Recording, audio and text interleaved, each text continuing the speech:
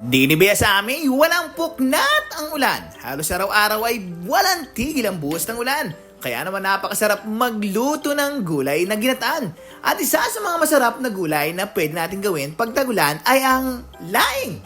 Alam niyo ba, dito sa Mindoro, hindi na gaanong pinapatuyo ang dahon ng laing.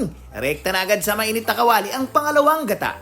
Pagkatapos, tsaka naman ilalagay ang mga samya tulad ng bawang, sibuyas, at ang maraming luya na siyang sikreto daw sa masarap na laing. At syempre ang paminta, asin at bagong pakuluin. At pagkatapos namang magbulak ay abay saka naman nilalagyan ng suka para daw matagal ang buhay ng ating laing. At saka naman isusunod ang laman ng gabi. At pagkatapos, isusunod na rin ang mga dahon at saka tangkay nito.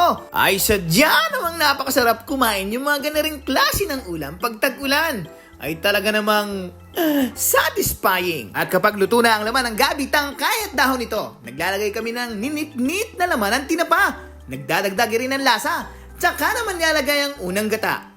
Ang ginagawa namin dito, pinapamantika namin ang gata bago ito haunin. Abay ganiri lang naman kami dumali ng laing din sa Mindoro. O ano pa, magdala din ng pinggan at ng kitay masandukan na ring masarap na laing.